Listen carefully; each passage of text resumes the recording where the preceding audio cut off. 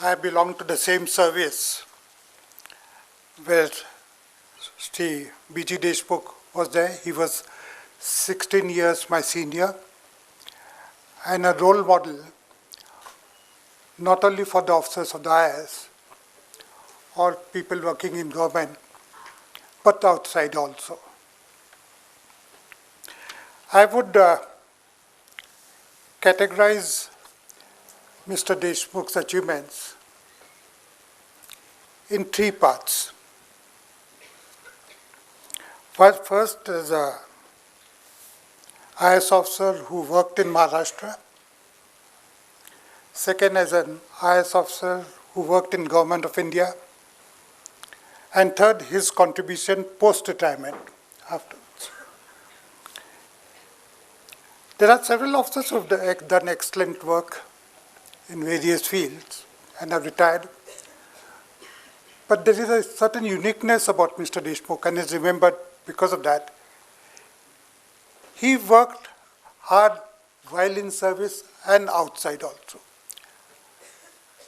His contribution to good governance is immense. He was a student in Pune. He studied here. Initial education was here. And he belonged to the first batch of IAS of 1951. Prior to the independence, we had the Indian Civil Service, which was called the Steel Framework, mainly protecting the interests of the British Empire. And after independence, there was a huge debate whether that should be continued, and thanks to the then Prime Minister Jawaharlal Nehru and Sardar Vallabhbhai Patel, the IAS became the administrative arm of the new government also.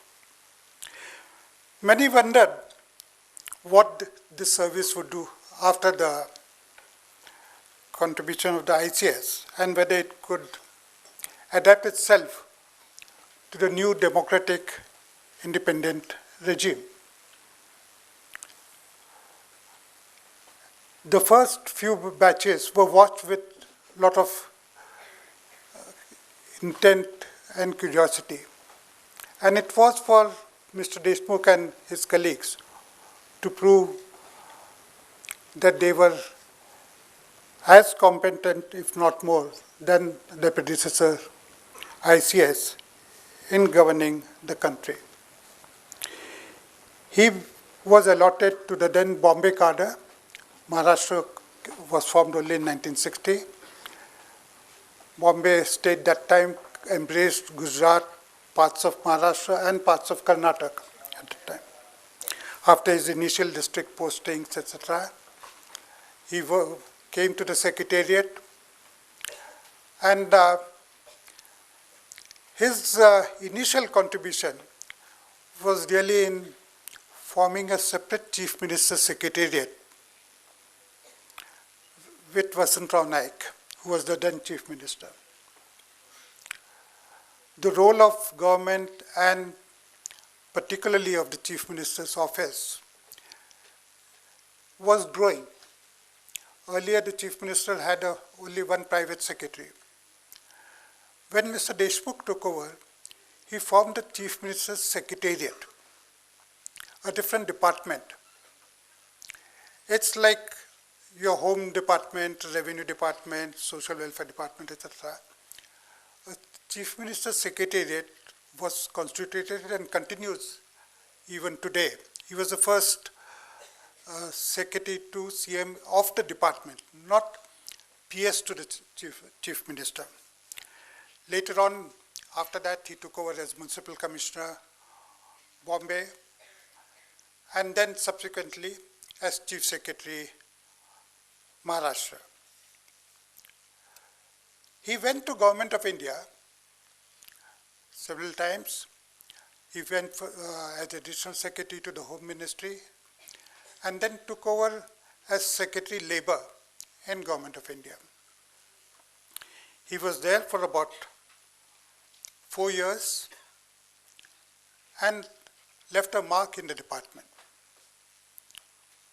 I worked in the same ministry in the Labor Department between 85 to 90 and personally saw whatever the stamp that had put on the working of the government. As Secretary Labor, he was also chairman of the Governing Council of the ILO for a year. That was in 1990 or so. Again, at the ILO conferences, people still remembered him at that time. And then he came back and came to Maharashtra as Chief Secretary. Normally, a person would have retired after that as Chief Secretary. But Rajiv Gandhi, who was the then Prime Minister, picked him up as Cabinet Secretary. So he went back to, I think in 1986, he went back to Government of India as Cabinet Secretary, the senior most position in the service. When his turn for retirement came, Rajiv Gandhi took him as Principal Secretary to the Prime Minister. Just as you have the Chief Minister's Secretariat, you have the Prime Minister's Secretariat also. And he headed that office. He served as Principal Secretary to the Prime Minister with 3 Prime Ministers. It was Rajiv Gandhi, it was VP Singh after that, and Mr. Chandrasekhar, with all 3. Subsequently, after retirement, he was director on Tata Sons there. And then he started his contribution to society in a different capacity. He realized the importance of good governance and involving people in achieving that aim. And so he became active initially in Bombay, in several organizations. PCGT, Public Concern for Governance Trust, was constituted by him and Mr. Ribeiro and Dr. R.K. Anand in 2002, I think, in Bombay itself. He was active on other organizations also, like Agni, on the Asiatic Library, on the National Museum, Bombay First, and several NGOs of that kind. Subsequently, he moved to Pune and constituted the Pune branch of PCGT. While doing this, he fought for ensuring that governance, good governance, was given the highest importance. And he tried to organize the public for that purpose.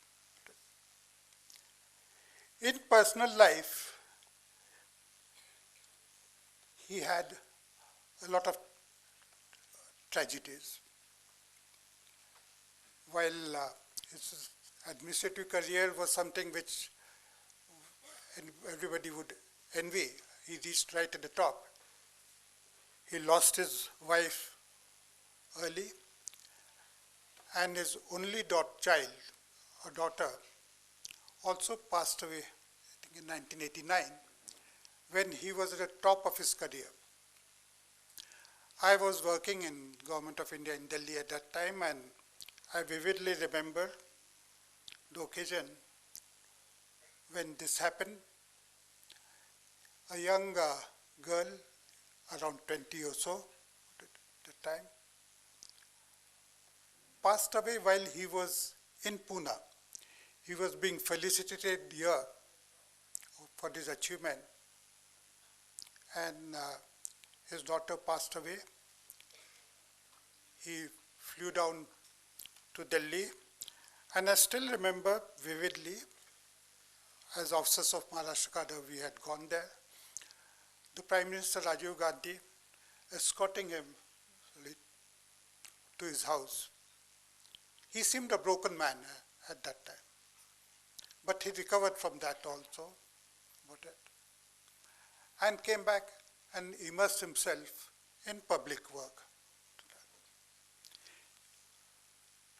After retirement, he wrote a lot of books also, which are there for all to see. He wrote particularly some books, The Cabinet Secretary Looks Back, Pune to Prime Minister's Office, Cabinet Secretary Looks Around. Several of them are there, and they reveal a lot of regarding his work in the various offices that he was there. He also fought against certain tendencies of violence and forced law and order problems. In 2002, when one of the political parties organized a Bandh of Bombay, he was then working with Agni, and Mr. Deshmukh with Agni filed a case in the High Court against that party and said they must be punished. And a singular achievement of the decision of the High Court was given, penalizing the organizers of the Bandh. He spared nobody, and he was non-partisan, like a true administrator. Whichever government was in power, he served on that. He has left a mark on not only the service, but the various organizations which are working in. TCGT carries his message of working for transparency and against corruption and honesty in government. We members are trying to achieve that purpose in carrying out these activities. Thank you, gentlemen.